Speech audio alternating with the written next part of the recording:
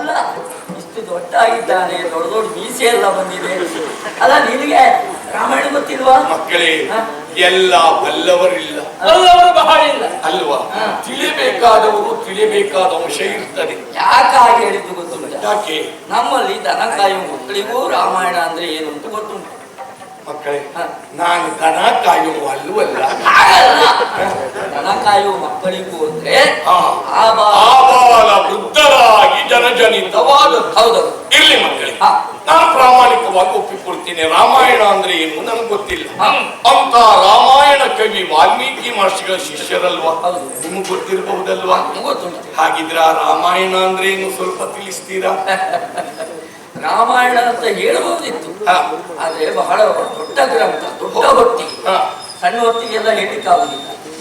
ಅಲ್ಲ, ಈ ಹೊತ್ತನ್ನು ಹೇಳುವುದು ಕಷ್ಟ ಅಲ್ವಾ? ಹೌದು. ಮನ ಮುಟ್ಟುವ ಹಾಗೆ, ಅರ್ಥ ಆಗುವ ಹಾಗೆ ಚುಟುಕಾಗಿ ತಿಳಿಸ್ತೀರಾ? ಹಾಗೆ ಹೇಳ್ಬೋದು. ಹೇಳುವುದಾ? ಹೇಗೆ ಹೇಳ್ತೀರಿ? ಹೇಗೆ ಹೇಳುವುದು? ಶ್ಲೋಕ ಪದ್ಯ ರೂಪದಲ್ಲಿ. ಪದ್ಯ ರೂಪದಲ್ಲಿ ಕೇಳು. ಪೂರ್ವಂ ರಾಮ ತಪೋವನಾದಿಗಮನೋ,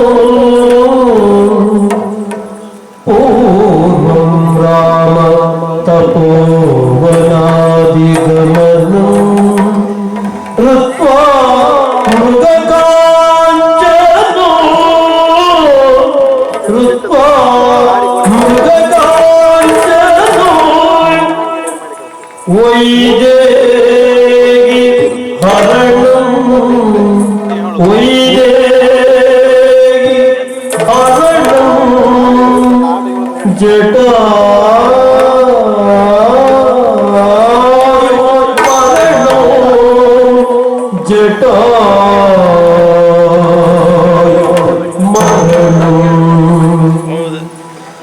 ಸುಗ್ರೀವ ಸಂಭಾಷಣೋ, ಸುಗ್ರೀವ ಸಂಭಾಷಣೋ, ವಾಲಿ ನಿಗ್ರಹಣೋ, ವಾಲಿ ನಿಗ್ರಹಣೋ, ಸಮುದ್ರ ತರಣೋ, ಸಮುದ್ರ ತರಣೋ, ಲಂಕಾಪುರಿ ಸಾಗರೋ, ಸಾಗರೋ, ಸಾಗರೋ, ಪಶ್ಚಾತ್ ರಾವಣ ಕುಂಭಕರ್ಣಾನಿ ಹರಣೋ, ಪಶ್ಚಾತ್ ರಾವಣ ಕುಂಭಕರ್ಣಾನಿ ಹರಣೋ, ಏತದ್ದಿ ರಾಮಾಯಣೋ,